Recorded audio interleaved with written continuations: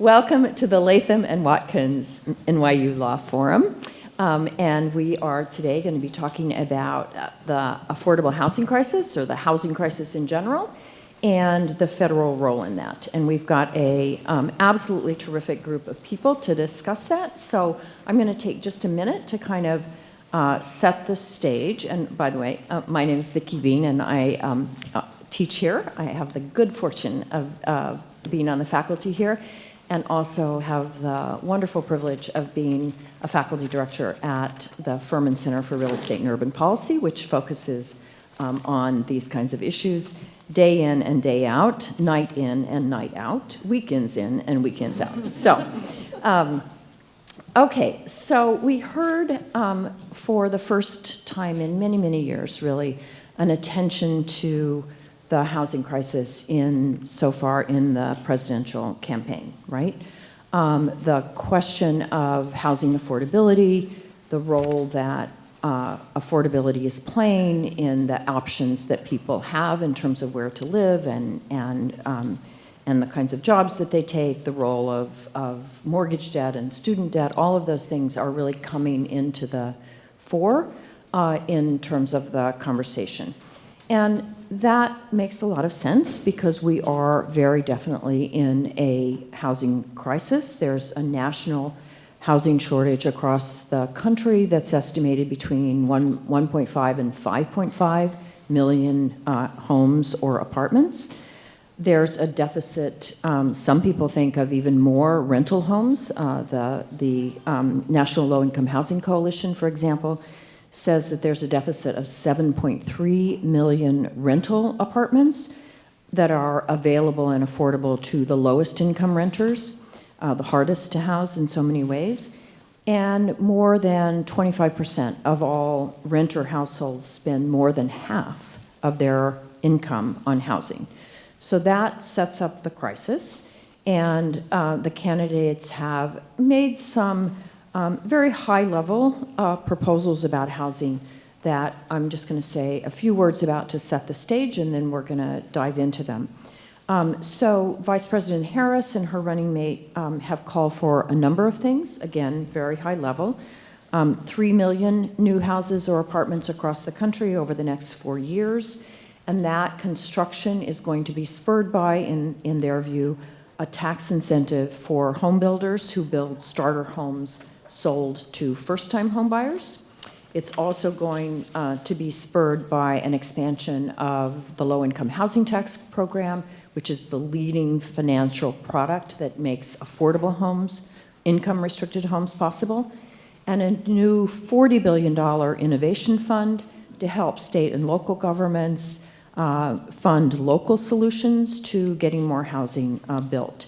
And then they've also promised to, as almost everybody does, to cut red tape and needless bureaucracy to make all this possible. They've also proposed to protect tenants and slow rent growth by calling on Congress to pass the Stop Predatory Investing Act, which removes tax incentives for major investors who acquire large numbers of single-family rental homes, so to avoid so-called speculation in the single-family home market, and also to pass the Preventing the Algorithmic Facilitation of Rental Housing, that's a real mouthful, Cartels Act to crack down on rental landlords who are using algorithms and sharing data to set prices dynamically. They also have proposed, and this has probably gotten the most attention, to promote first-time and first-generation homeownership by providing down payment assistance of up to $25,000 on average to up to 4 million homeowners. Former President Trump has been even more general about his housing plans, but has said a couple of things that are related to housing. First, he has said there will be no low-income housing developments in areas built right next to your house. He said during a rally in August, because he said, I'm going to keep criminals out of your neighborhood. He also has called for an end to burdensome regulation. Neither candidate has provided any specifics about what is needless or burdensome regulation. He has promised, as many of you know, to deport undocumented immigrants, which he claims will reduce the demand for housing and therefore the price of housing and rents. And we know that during his presidency, his proposed budgets would have increased rents for the lowest income households that were using rental vouchers or public housing by about 40%, and would have dramatically reduced the budgets for programs like the Community Development Block Grant and the Low-Income Home Energy Assistance Program. So that's what we know. That's not a lot, but it is more than we usually see in the presidential debates. And so it's really raised a lot of questions about what is the federal role in addressing the housing crisis, and how should we be thinking about that, and which, if any, of these proposals makes sense from that point of view. So we have an absolutely terrific panel, and let me just quickly introduce them. I could spend all day extolling their amazing careers, and because I have had the privilege of working with a number of them, also extolling their virtues in so many ways. But I will give a short version, and I am proud to say that two of them, making three of us on the panel, are NYU law grads, so that always makes me happy. But let me start to my immediate left with Louise Carroll. Louise is a partner and co-chair of the Affordable Housing and Community Development Practice at Catton, Munchin, and Rosamond. She is an incredibly well-regarded figure in New York City's affordable housing community. She's had an incredibly successful career in public service that spanned over 20 years, including a tenure as commissioner of the city's Housing Preservation and Development Agency, chair of the Housing Development Corporation, which is the housing finance agency for the city. And she has just an incredible understanding of the policies and processes that developers and project owners have to navigate in order to actually build housing and operate housing, and is an insightful strategist about how to remove the many, many barriers that all levels of government put in the way of housing production. To her left is Don Layton, who is a senior visiting fellow from practice for the Furman Center, which I mentioned earlier, and has had an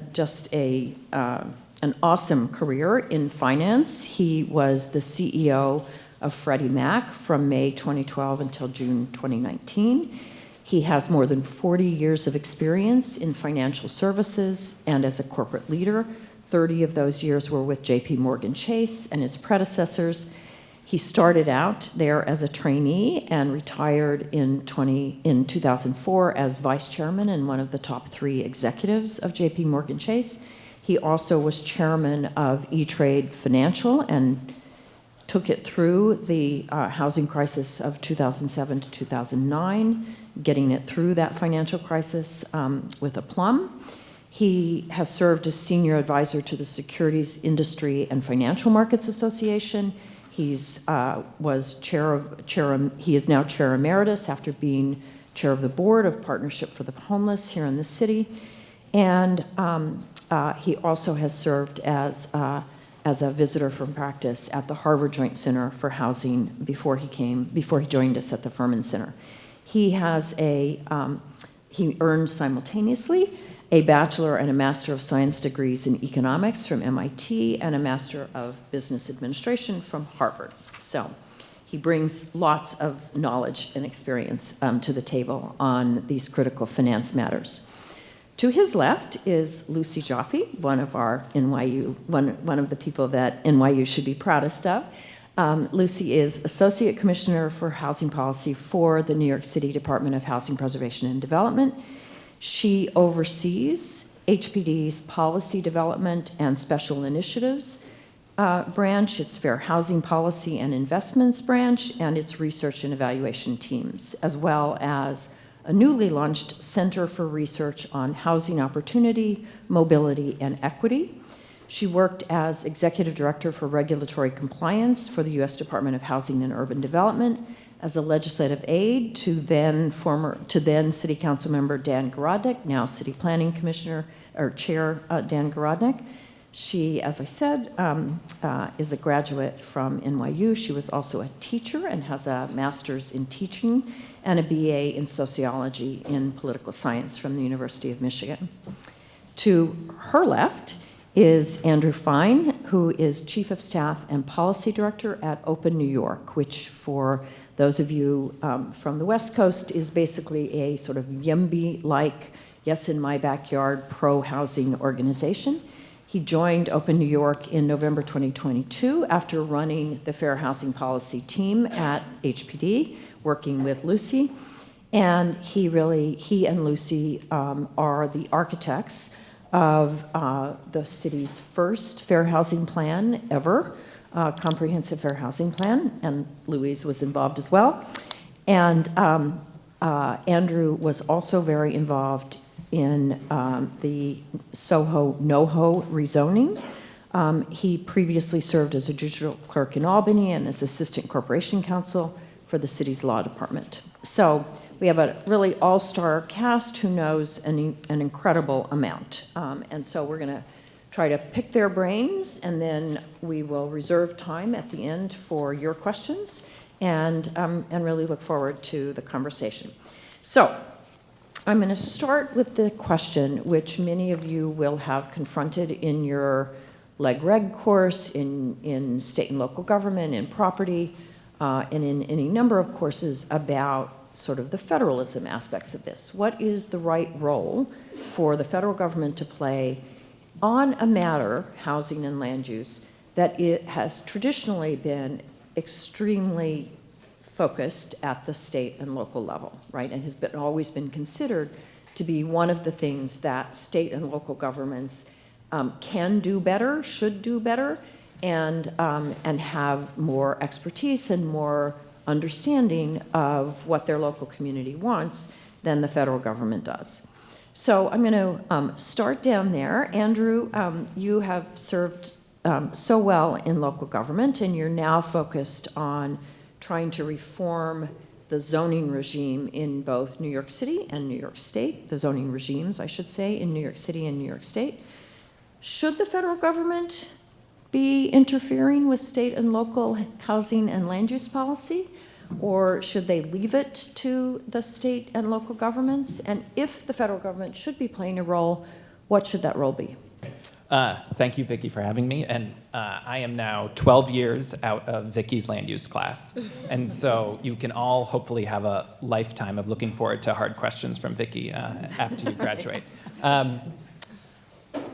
Truthfully, I have not figured out the answer to this question. I think about it a lot. I think about it in how I structure my career and the jobs I've chosen and why I moved from HPD to Open New York. So I don't have a yes or no answer, but I will say the factors that I think about in terms of where I'm focused now and where I might be focused next. The first is that I think the countries that have made the most progress over the past 20, 30 years in moving toward housing abundance and housing equity are ones where the federal governments or the national governments have taken charge and said, local, state, whatever the jurisdictions are in those countries, can't prevent housing growth and need to, there's a mandate that housing must be built and we'll step in, whether with zoning or other requirements.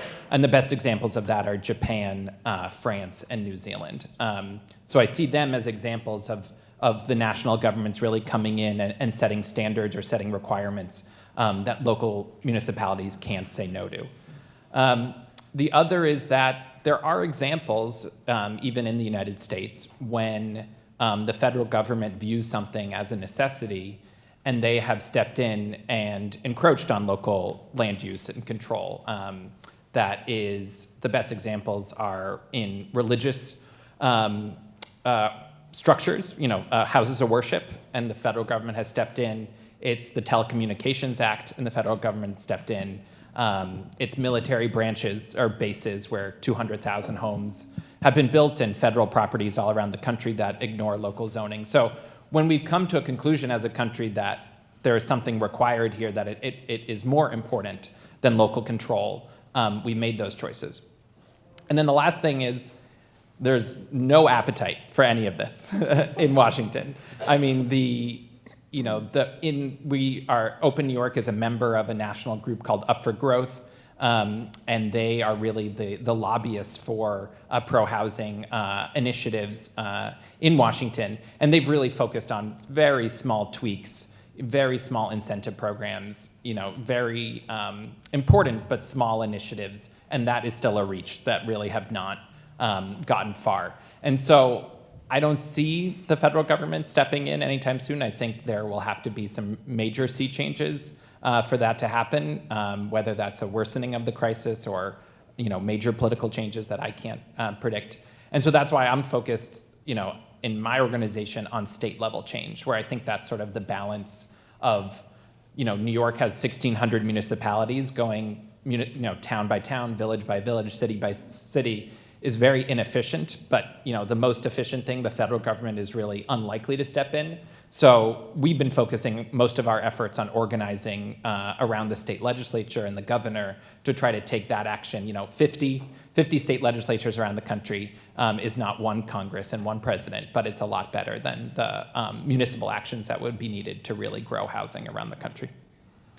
Thanks, Andrew. So one aspect of getting more housing is the land use regime. Another aspect, critical aspect, is the financing regime. And Dawn is our incredible expert on that. So Dawn, one of the federal government's key roles to date has been subsidizing home ownership, not rental, but home ownership, through the mortgage interest deduction, and encouraging construction of new housing through, for example, Fannie, Freddie, other governmental financing programs. So what's the appropriate federal role on the financing front? Yeah. I'm going to be talking for longer than Andrew did because of the nature of the beast. Okay, but we seem here. Yeah. Let me give you this. This work? Yeah, I think I just got to get closer. Okay. Let me quickly dispose of the mortgage interest deduction. When the first income tax system came in the U.S., everybody could deduct interest on anything. And I know it's hard to contemplate, but back then, very few people had mortgages. Most people owned their house just free and clear. It was a whole different world. And so no one noticed it or cared about it, and it just kind of grew, and then it became sacrosanct. And it cost a lot of money, and it also was extremely regressive in the income tax system, because not only do wealthier people have bigger mortgages, more interest to deduct, but their marginal tax rate they get to use against it is higher, so doubly regressive. And everyone's known this, and all the policy people have recommended it be switched to a credit if you got to keep something. But the politics are, behind some of your comments or Andrew's comments, just shy of 2/3 of households in America own their own homes. That's more than the 1/3 who don't. And if you're a politician, votes matter. So understand they're looking at that group. But every time they want to do tax reform, it's an obvious place to get money from to try to cut it back. So it got cut back. It used to be unlimited amounts. Then it was limited on mortgages. I'll just rough it to $1 million mortgage. Then it was limited to $750,000. And then they figured out the cute way to really attack it and some other things in the much maligned Trump tax cuts 2017. They actually had a populist thing in there of having a much higher standard deduction for everybody. And the standard deduction for a typical middle-class person became more than the interest deduction if they own their home. So they didn't care about the mortgage interest deduction anymore. And this dramatically shrank how many people took the mortgage interest deduction. They just used the standard. Today, only about 10% of homeowners take the mortgage interest deduction. It's overwhelmingly basically an upper middle class, lower upper class kind of benefit. It's worth about $30 billion a year last I looked. This is not about rich people. They don't have mortgages. This is about that group, okay? So it actually is the lore is this giant thing, but the cutbacks, especially the last one, have made it really quite modest by comparison to its previous history. The more interesting topic is mortgage financing, and it's hard to know where to start here. There's a long history going back almost 100 years. Phase one, no federal government involvement in mortgages. It was a weird world. I'm not going to describe it. There was a little thing. Depression shows up and everyone is in a tizzy, got to do something about everything. And so the federal government started to do all sorts of experimental things, no master plan to help housing, help mortgages, help financial institutions that made mortgages. Out of this, a few things survived and created a mortgage system. We don't have a credit card system, but we have a mortgage system because it's sort of government design. And that was the post-World War II one, where it was a government-designed institution called the Federal Savings and Loan, was your core lender to people. But privately run, sometimes cooperatively run, 3,000 of them around the country. And they made mortgages, that was your typical. The other thing that came out of the Depression was the government started this thing that you all probably have heard of, the 30-year fixed-rate mortgage, free prepayment, and a lot of other bells and whistles. This is known internationally as the American mortgage because it does not exist anywhere else. It's great. So the S&Ls and the other thrifts offered it. Wonderful. Unfortunately, this was making a fixed-rate loan for 30 years funded by deposits in these S&Ls, which really were just specialized banks, subsidized a little bit, but they're funded by deposits with 1 month, 6 months, 12-month maturity. Inflation skyrocketed in the late 70s, early 80s, and guess what? The depositors said, I'd like to earn more money, either pay me more and have negative yield on the mortgages, or I'm taking my money elsewhere. Just for the record, mortgages peaked in 1981 at over 18%, the typical mortgage rate. So it was a mess. These collapsed in the 1989 S&L crisis, cost the government to work it out in current price terms over $300 billion. There went the S&Ls. Out of that rose our current mortgage system, where there was these obscure small, the agencies, that's the phrase, the agencies. Some of them are direct government departments. The most commonly known would be the FHA, the Federal Housing Administration. You'll hear people say, I got an FHA mortgage. But the bigger ones are these hybrids. Congress created these hybrids, partly government agency, partly private company, known as government-sponsored enterprises, the most famous being Fannie Mae and Freddie Mac. And quickly, they developed a way of doing business with securitization that interest rate problem, they laid off on global bond markets who took this risk and were happy to do so. And everything seemed to be fine, and they ended up being, the agencies together became about half of the outstanding mortgage dollars. With every crisis since then, and Fannie and Freddie, one of the problems in how they do the mortgages is they took all that credit risk. That credit risk of all the mortgages in the country used to be spread among 3,000 S&Ls and more. Half of it ended up in Fannie and Freddie. That is not a good deal. They blew up in 2008, and they were taken over by the government in this weird thing called conservatorship, a very obscure legal form. That's where the regulator operates you but doesn't liquidate you, so it keeps going. And they've been that way ever since. It's been 15, 16 years now. So they're under government control. Nominally stockholder owned, they have P&Ls, you can look up their financials, their stock's still trading technically, but there they are.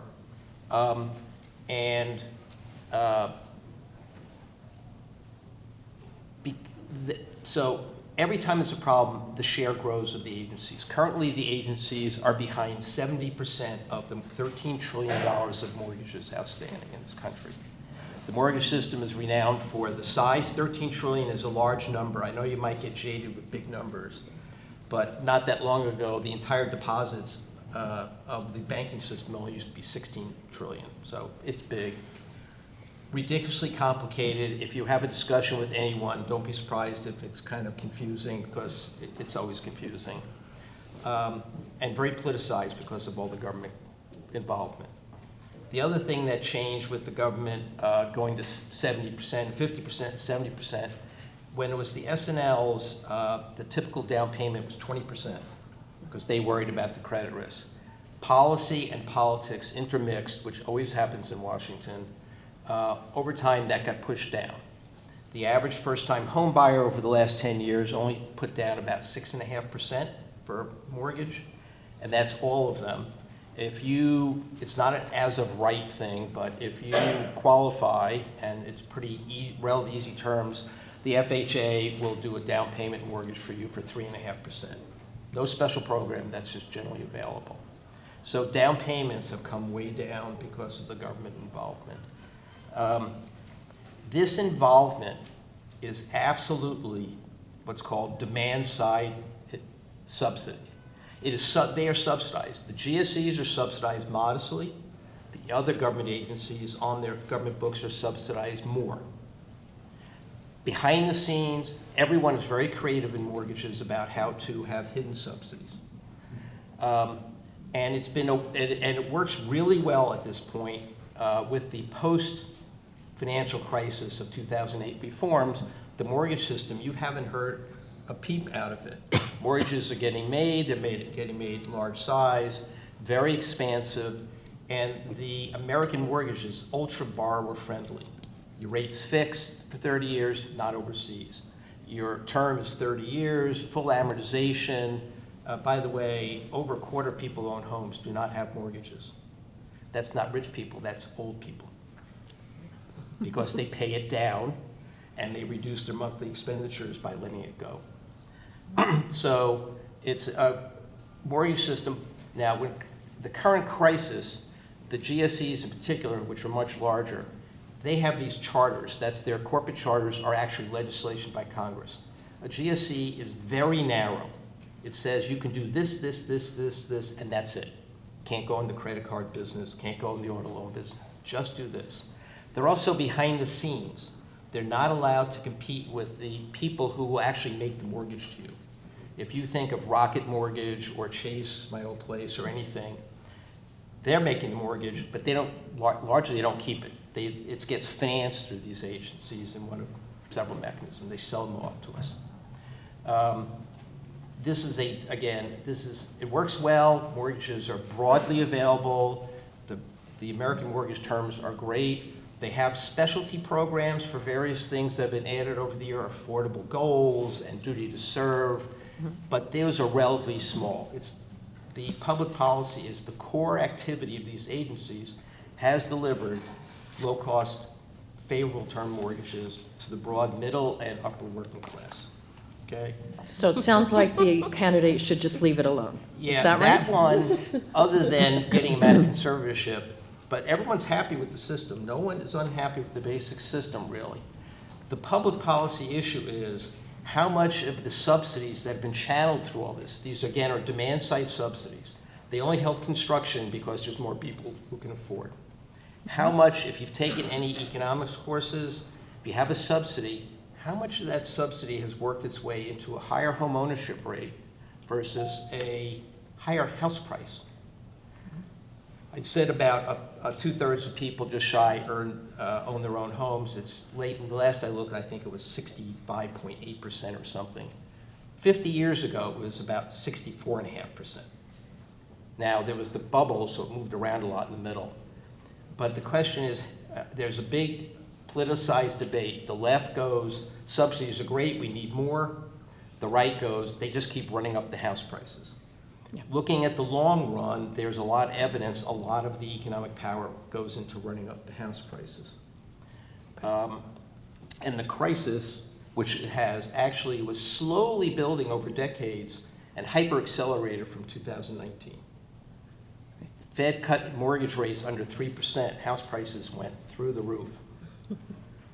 So it's a complex topic. But the mortgage financing system, it's not going to help supply at all. The question is, how much do you want to keep more subsidies, or will that just hurt by going into house prices? Got it. Okay, so another role so that's really about the housing market generally, but another role that the federal government plays is in terms of helping to finance the production of affordable, and by affordable I mean income restricted, right? And so, Louise, you were in charge at HPD of the plan to finance the new construction or preservation of 300,000 income restricted homes. A lot of that was funded by the federal government through the low-income housing tax program. What else could the federal government do to make it easier to get income-restricted housing? Thank you, Vicki. And I had the honor and pleasure of working for Vicki in city government, and I think I did my best work under her tutelage. So you are very fortunate to have Vicki here. I want to touch a little bit on what Andrew said and what Don said in terms of in order to build enough housing so that it becomes affordable, you need a lot of resources, and the federal government is the best place for those resources. I don't personally believe that the federal government should be involved in local zoning, but I do think the carrots and the incentive to get local governments to make changes that would allow more housing for people of various income levels is really important. So I don't know how Vice President Harris came up with her $40 billion, and I'm sure it's not enough, right, for her innovation fund. But just having money out there that encourages people to, it sort of puts a box that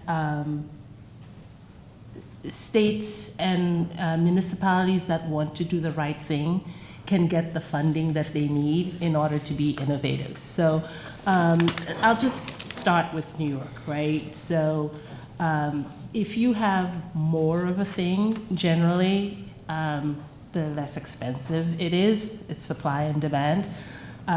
We have very little land in New York City. And so we really need to go up, right? And create as much bulk as possible. And so with zoning changes like the City of Yes, that's happening right now, it's before the City Council.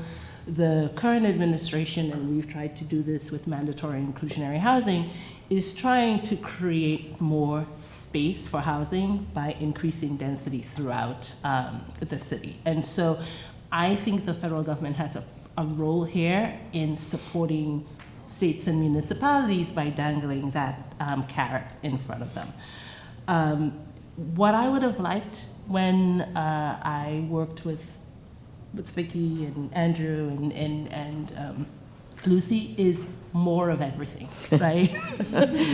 More money from Fannie and Freddie, more low interest loans, cheap debt, right? When interest rates are low, when money costs less, we're able to finance more, right? We're able to build more. So I would have loved more of that. I would have loved more of the low-income housing tax credits. And let me take a step back about what that is. The rents, the way housing works is that you consider the price of land, you consider the rents or sales prices that you would be able to get, and make a good decision about whether you should construct a building, a rental property, and whether you will get people to invest in that rental property for a particular return.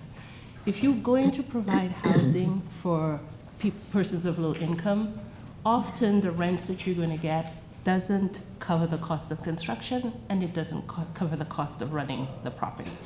So the federal government came up with the low-income housing tax credits in 1986, and they've been reforming it ever since. And it is one of the main tools that we use to develop affordable housing, because it leverages the private market to invest in the creation of housing. And how do they do that? So there is something called the 4% credits and the 9% credits. All that means is for the 4% credits, it's about a 30% subsidy, and the 9% credits is about a 70% subsidy. And how do they do that? Well, the federal government will give stream of tax credits, which means high net worth individuals, financial institutions like JP Morgan, can buy these credits and shield their taxes dollar for dollar. They can also get their CRA credit that they need. And by selling those, if a developer comes to a city agency and gets an allocation of those credits, they can go and sell them and get equity, cheap funding to build that housing, which requires less high debt, private debt or any other debt. And so, with the 4% credit, you have bond financing. You have to qualify for bonds in order to get it. And the federal government says you have to have the cost of that housing has to be covered, 50% of the cost of that housing has to be covered by a bond allocation. You can imagine that if they would reduce that to 25 or anything less than 50, it means you can use more low-income housing tax credits to build more housing. So one of the asks that the community has had for a long time, and I think that is also in the Harris Plan, is to reduce this 50% test. So that if we can do 25%, for example, in bond financing and get the credits, that's double what we are able to do today in terms of producing housing. We have been advocating for a long time on the 9% side. You don't have to. You're not required to have bonds to have 9% credits, but the allocation of those credits often is by population, right? How much money per person the federal government will give you in these credits. And we've been asking for a long time to remove the cap on credits, maybe remove for example, you can use credits to build new construction, you can do it for rehab, you can do it for preservation. Maybe preservation doesn't have to be subject to the per capita cap. And that would allow us to not only make the quality of existing housing better, right, but it would give us a bigger pot to build new housing. I would have loved a universal rental assistance program. I mean, we struggled with there is something called Section 8 right now, which really gives rental assistance to people at low income. What we saw in the pandemic is that there are lots of people who have life events, right? And that's the difference between becoming homeless. When you may be an actor, or you may be a singer, or you may be a consultant. And a drop in your income can mean you can't pay your rent for 3 months, maybe before you get back on your feet. And that may cause homelessness for a person. And so having a rental assistance program that's flexible, that meets people where they are, that meets them on short term, that meets them on long term, would have been a great tool. I can keep going, but I'm gonna cede the mic. Well, so and we'll come back to this, but one common thread between what Dawn was saying and what Louise is saying is there's always a call for more, but is more actually efficient? Is it actually leading to the outcomes that we want, or is it just driving up the cost of housing, as Dawn said, or the cost of construction and operation of the affordable housing stock as well? But I want to get one other area on the table, and that is an area that Lucy knows well. One of the key roles that the federal government has played over time is, in theory, protecting against discrimination in the housing market, preventing segregation, preventing disparate impact by race. And to say that the federal government has a checkered success rate on that front is an understatement, to be sure. It has it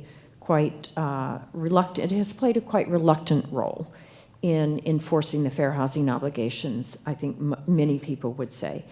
So Lucy, you and Andrew and Louise and many people in this room have been really preoccupied and concerned about dealing with the fact that New York City remains one of the most segregated cities in the United States. And Lucy was really the visionary and the strategist, along with Andrew, in developing a fair housing plan for New York City as a whole. And so looking back on that, and you have started a new round of that, right? So you're working on a new version of that housing plan, that fair housing plan.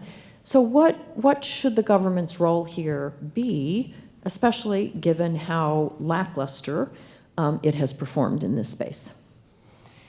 My answer is similar to some of the other answers you've heard. It's complicated. Ultimately, actually, I see everything we've talked about today as a fair housing issue. I don't think you can have good housing policy on the one hand, and then your fair housing policy, or where you care about equity, on the other hand. Right? Good policy advances equity, affirmatively furthers fair housing. So when we talk about City of Yes and changing zoning, that's fair housing. When we talk about who gets mortgages and where we're encouraging home ownership and the benefits of home ownership, that's fair housing. Right? When we talk about more resources or rental assistance or LIHTC or where LIHTC buildings are built, that is all fair housing. And the government has not always done a great job at this. And I think fundamentally you see the same challenge in policy. For any of you that go on to start as law students and end up as policy folks like some of us here have, I hope that you bring to it that critical lens that really law school is about.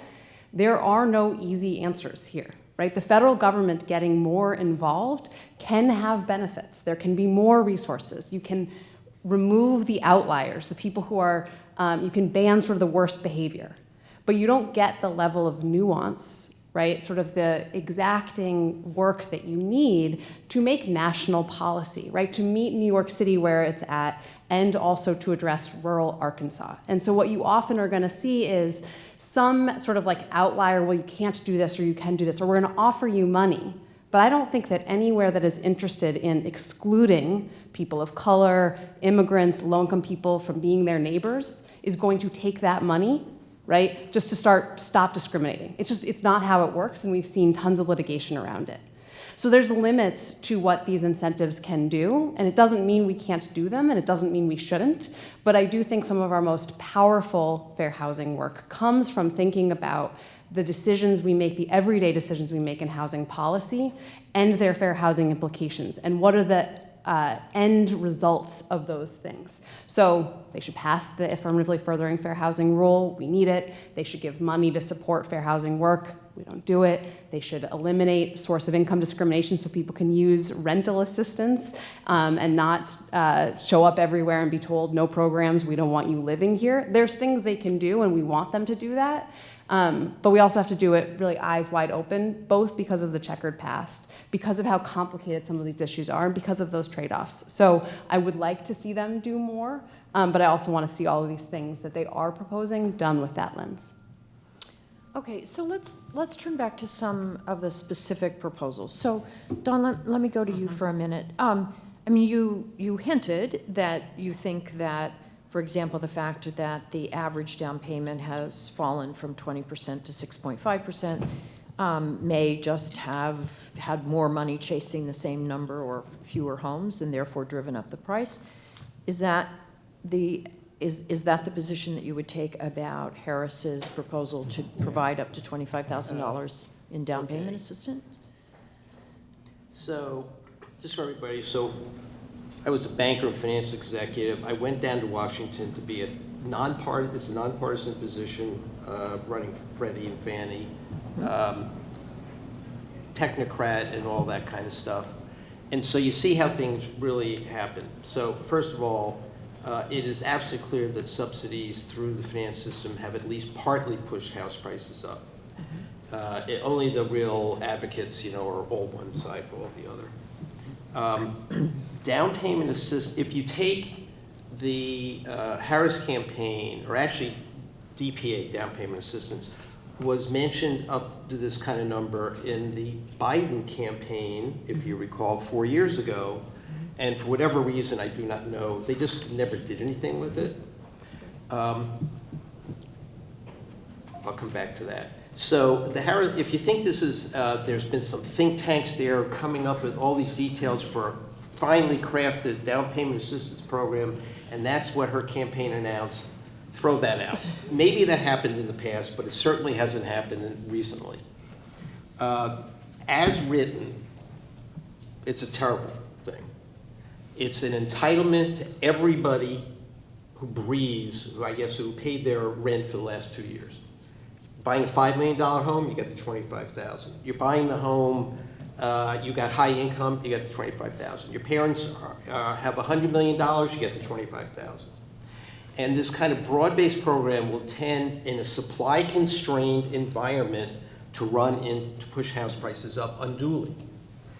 I was flabbergasted when this came out, because the original Biden proposal, which the administration kind of then just dropped the ball on, the ball was not dropped by Democratic Party housing policy people in Washington.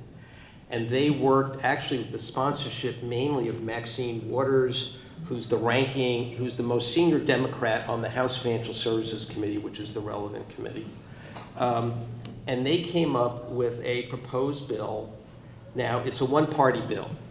So if you slice out the partisan and the pork and some of the stuff there, they did a great job at a targeted down payment assistance program. And if you have highly targeted, you can reach the people you want without pushing all prices up, because everybody has the money. And so it was, the income of the purchasers couldn't be more than X% of AMI. AMI is area median income, because it varies so much around the country. And the house price couldn't be more than X% of the area house price median. And the interesting part is not first-time home buyers, first-generation home buyers only. And that was their kind of breakthrough of that targets the people who don't have the family wealth. If you want to have a well-targeted, and despite all your wanting money, there is a budget and there's deficits, so someone has to say, can you get the money? And this was therefore advertised as this would be very targeted, wouldn't have bad effects on house prices, and it wasn't $1 zillion. I was surprised that the Harris campaign didn't just go, us too, just do that, do that. So it is floating around. So a well-constructed DPA program targeted at the people who need it is perfectly fine. It won't have the side effects. An entitlement to everybody is going to be side effects dominated, okay? Got So it. that's your answer. Got it. So I am a real fan of down payment assistance and restricted in the ways you describe. I also think $25,000 around the country makes no sense, because $25,000 in New York City will get you nothing. And so when we were at HPD, we used home funds to raise that down payment assistance for a targeted group of people up to $100,000. And I think that if they target it to a certain AMI level and target it to the areas, the average prices in the areas where people are actually buying homes, that it could be a very successful. Yeah. I did some research once, that issue, the $25,000. You can't ever produce anything like that with a flat dollar amount. The median house price in whatever county in California is $800,000 for a new home buyer, and in Detroit it's like $32,000. Yeah. So you have to be a little more subtle. And Vicki, that change that Louise was referencing was found by a lawyer who was combing over all of the requirements that no one else had been paying attention to, and that was Andrew. So again, thinking about all of us lawyers, thinking about policy work, there's a really important place. Okay. So, Andrew, let's turn to you then. So what's your view about the $40 billion innovation fund, other than its amount, which we would stipulate that many people might want more? But what's it going to do, and how should it be structured in order to really get the most bang for the buck? I think it needs to be tied with really clear expectations of what the local governments are going to do to qualify for it. And the federal government has been really hesitant to create those minimum standards of saying, in dense areas, this is the minimum density that should be allowed. Near transit, you should allow multifamily housing of X density over so many acres. Near universities, things like that, where you have really the federal government taking a stake on parking mandates, on things that raise costs, on the process that we have in some places to approve housing or analyze environmental impacts, things like that. The problem with that is they're controversial because many places wouldn't qualify, right? Many places have not taken the local steps to meet those requirements. But I think that's what really is needed and will show where places have made those advances and where they haven't. I mean, we've really seen that with the Inflation Reduction Act in how that huge pool of money is so disproportionately going to states in the South because they have allowed for new manufacturing, for new development in ways that the Northeast in particular does not. And so if you just have something like CDBG or other programs that just basically give $1 to every district and make Congress happy that way, you're just not going to pull those differences out and reward places that are doing well. And I assume that one of the minimum standards, or some of the minimum standards, would bring in the fair housing concerns. As Lucy said, everything is a fair housing concern, but would establish some, because one of the things that's happening across the country is you see states doing land use reform with very little thought to the fair housing implications, right? So is that a friendly amendment to your minimum standards? Yeah, Are you accepting that? it's tough on something like the money where for me, it's something like density, right? Do you need more than that in order to have the federal government put a foot on the sort of pedal of fair housing, in the sense of Scarsdale is not going to qualify, right? We're going to know that Scarsdale is not interested in this money. They are not going to change their zoning around their train station in order to qualify for this $40 billion. And they are not going to, because they do not want to further fair housing, because they do not want that mix of apartments at all different price levels. They don't want income restricted housing.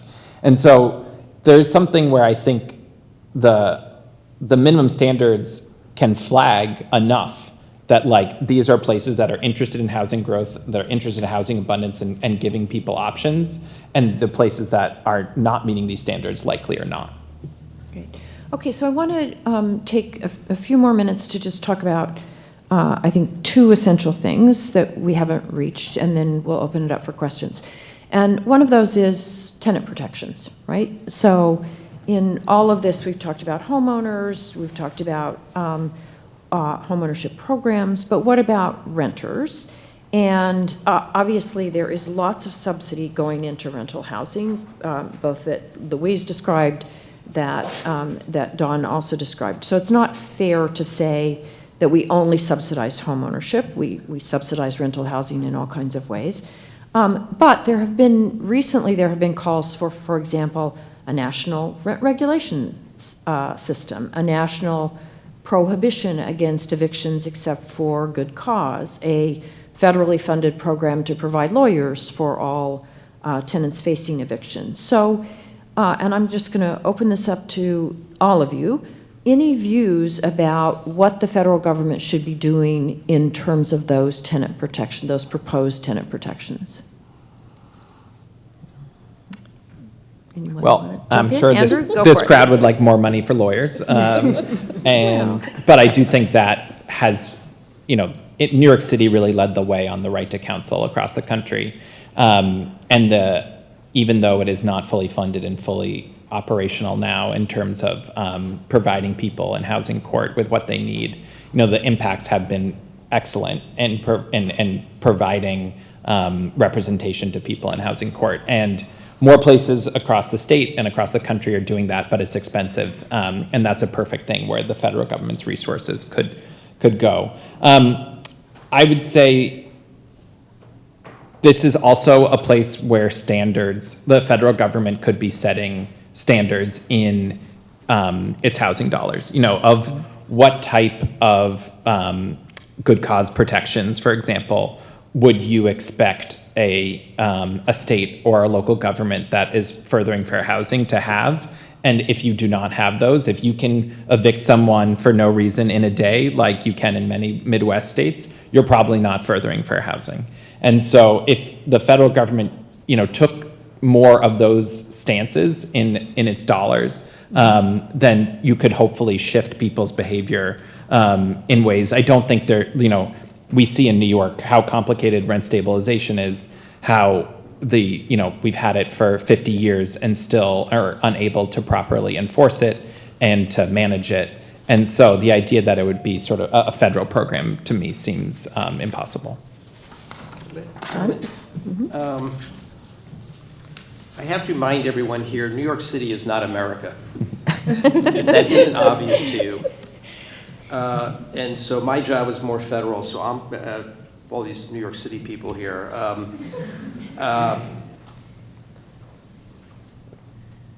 The government reports, what is it?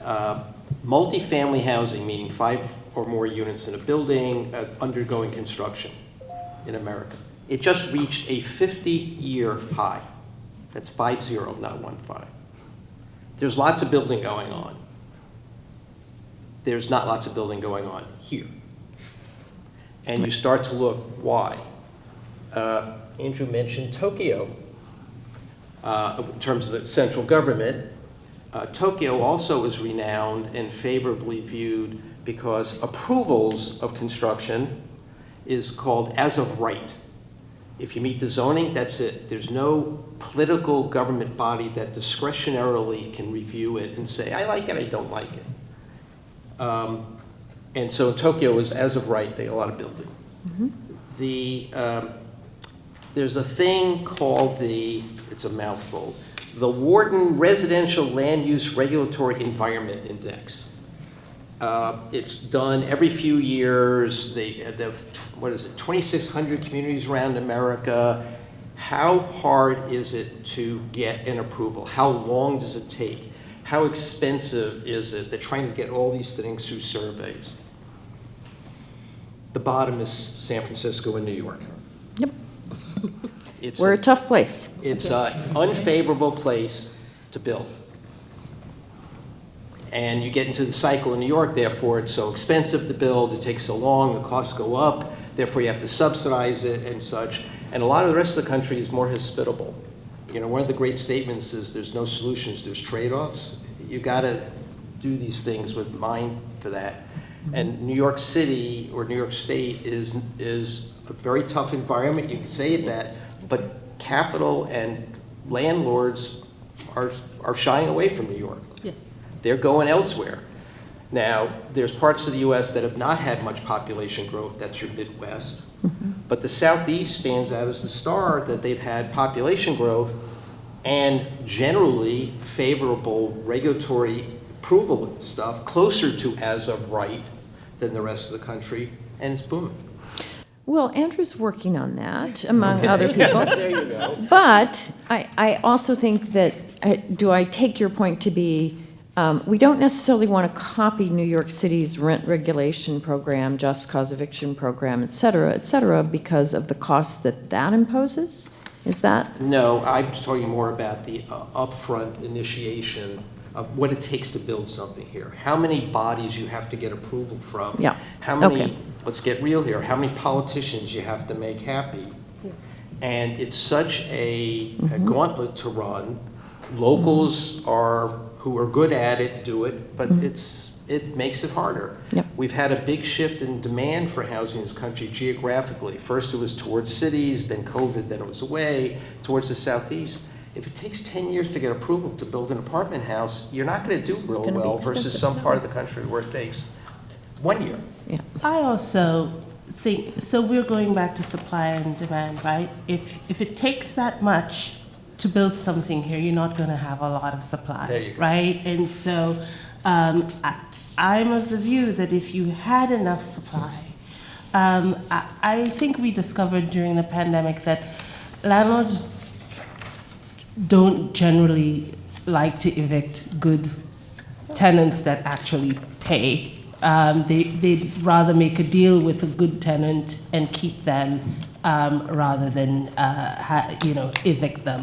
So you have real problems of people not being able to pay the cost of rent in the city, and you have landlords that need to operate buildings and can't operate them at a loss. So we saw 20% rent loss, even in affordable housing, and it continues today, where some of those properties are in dire need and could be foreclosed upon. So I think there's a real balance between there are bad people out there who own housing. There are very bad landlords out there. But if you had more of the product, if you had more of the good product, and you had a system where you could help renters pay their rent, I think that you would have less of the tension that we have in New York City.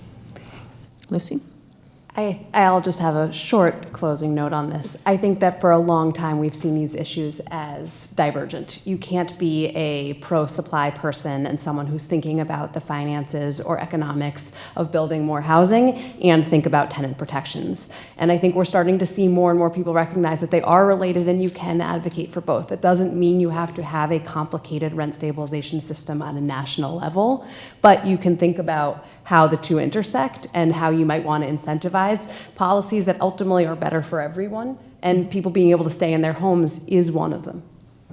Great. Okay, so there's. I'll just give a shout out to Open New York's policy agenda. You can find it on our website, opennewyork.org, that we really are basically the only group in New York that goes up to Albany and advocates for both.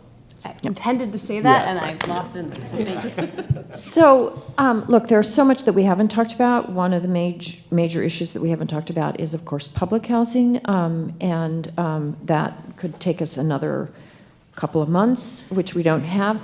So I'm going to invite folks who have questions from the audience to come to the mic and tell us what you'd like to talk about. If not, I'm going to go on with my group. So one thing that I want to, who? Come to Got to be a leader, man. Matt Murphy, the executive director of the Furman Center and also one of New York City's housing treasures. Thank you. I heard actually a role not mentioned but kind of alluded to, and I wanted to get your thoughts on it, or if you agree.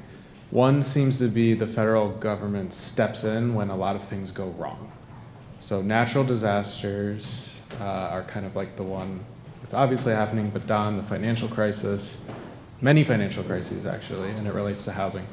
So what I just want you guys to, think about that or discuss that. What should we be thinking about on the next disaster? Is it a chance for the federal government to step up its role or for it to ask for things, or is it just a stopgap?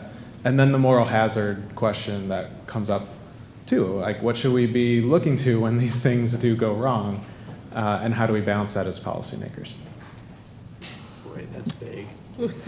Well, I will say before the next disaster, the federal government should do something now. Like we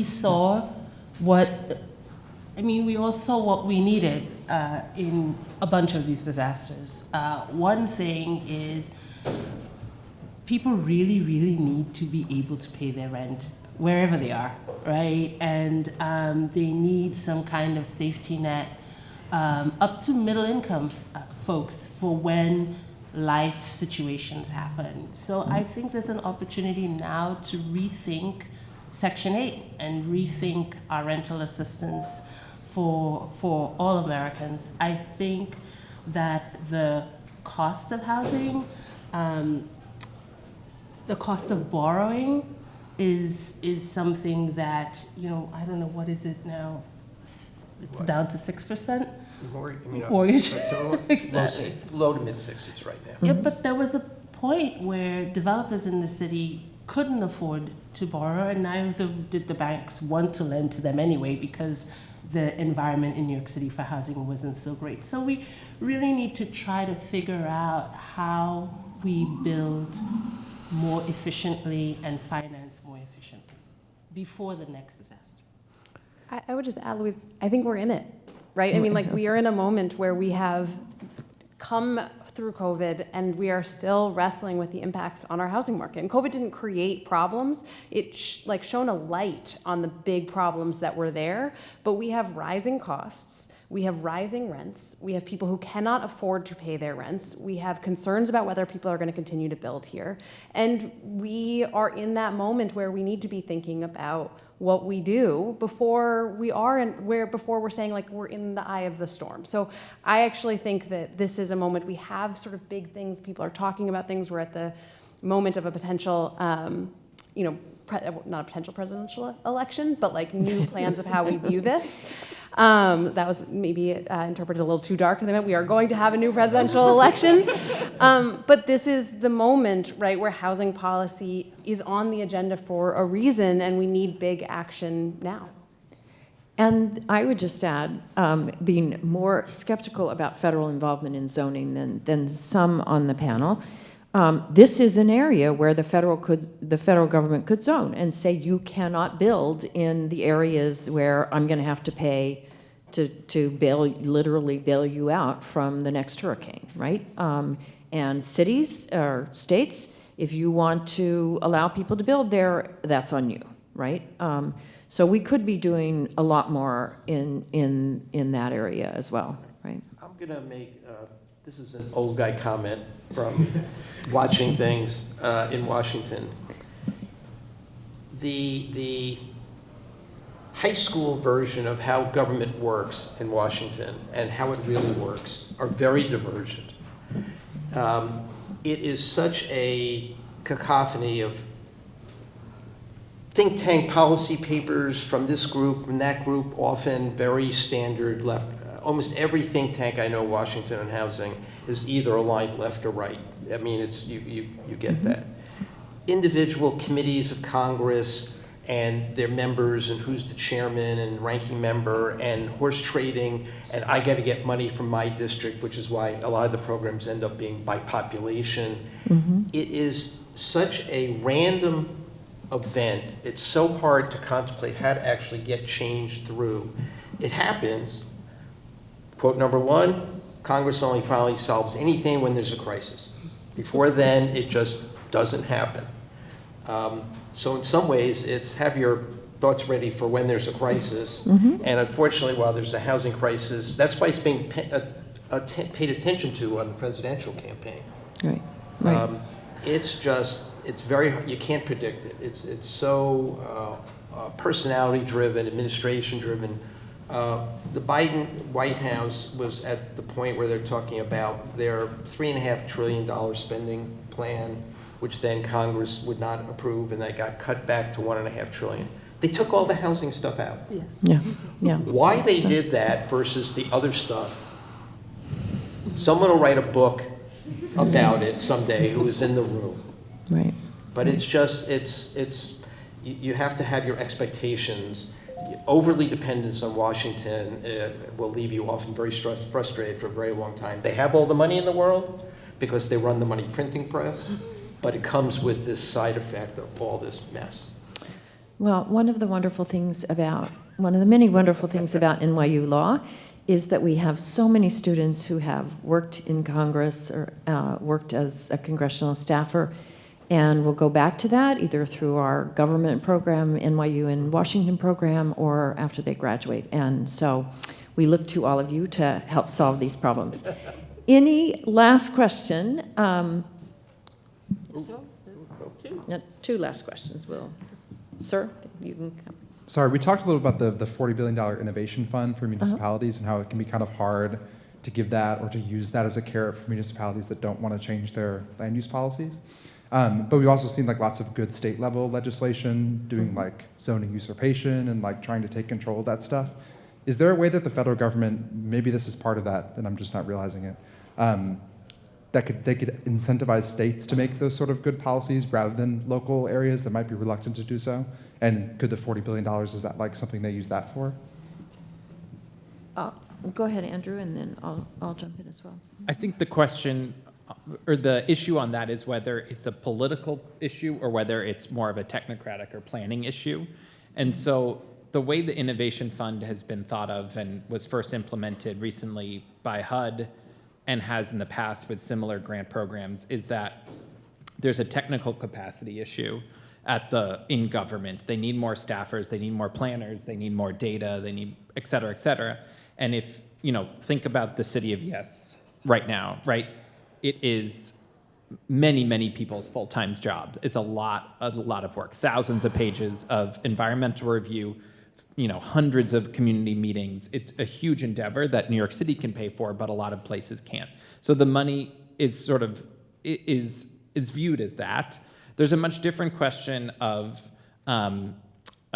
money, whether it's through philanthropy, sometimes it's through government giving to nonprofits, about organizing people, trying to get new types of legislation drafted, new model legislation, all that kind of stuff that happens to get pieces of legislation passed at the state legislature that really is not technical in the way of rewriting a zoning resolution, but is more about setting standards and principles across a state. So right now, the Innovation Fund is much more about, the technocratic side, but there's definitely ways of designing something that's more about political change, campaigning, organizing, that kind of thing. And I would just add that, look, we're in a moment that is the perfect example of the states and the localities being the laboratory of experiments, right? But we need to measure how those experiments work. We don't just do the experiments, we need to actually look and see whether they work or not. And that's something that the federal government can help fund, right? We don't know which of these state programs is actually working best quite yet. We need to know that. Right. Though we've actually seen a number of the federal programs in recent years exclude research as one of the sources that we can pay for. Crazy. Or things we can pay for with those funds. Yeah, crazy. Hi, on the supply side, do you think there's any role in the federal government regulating the soft costs involved in constructing and owning homes? For example, insurance costs have, skyrocketed. Legal fees? Legal fees. Absolutely. Anyway. No. So, go ahead. It's a significant cost. Did you work on insurance on the state level? A little, you do, go ahead. Yeah, I could talk a little bit about insurance. The insurance market is a huge issue right now. It's a big issue nationally. We're seeing New York, it is worse than in some of the other places. It is a multifaceted problem. It is both an affordable housing problem in some ways, right? There are insurers leaving the markets. There have been sort of various market dynamics that have made it harder in New York City, and it is a climate change problem. So we actually are seeing some attempts to innovate in local areas. There may be a role for the federal government in this. That is something also where I think the answer is it's complicated. It's a hard thing to solve nationally, and it's something that Vicki, you alluded to earlier, right? When you start to just pay people back for some of the decisions of where they're living, right? We're taking on a huge amount of centralized cost. But at the end of the day, if this is a problem that is not solved, it could bring down huge parts of our housing market. So we do actually need to make change here, and sometimes the federal government is the backstop when markets break or when you need to really push allow for something to keep happening in the face of major obstacles. So I think we're in a moment where people are trying to figure that out, and in the meantime, really experimenting with local levers that are specific to the markets. Though this probably isn't a local problem, especially at the climate change level, you might need some diversification. And the tort lawyers are part of the problem. So strict liability, there are people who are making videos of fake injuries and bringing up the costs. So we were in Albany with NYSAFA, which is an association of affordable housing developers, where a lot of them are victim of this. So it's also the claims that people make against the insurers that have to do with housing and housing construction. So it's a market issue with a lot of sub-issues within it, and I don't know that the federal government can solve it. But soft costs are an important part, and so absolutely everybody, all of those costs should be looked at. So please join me in thanking the panel for, I think, a really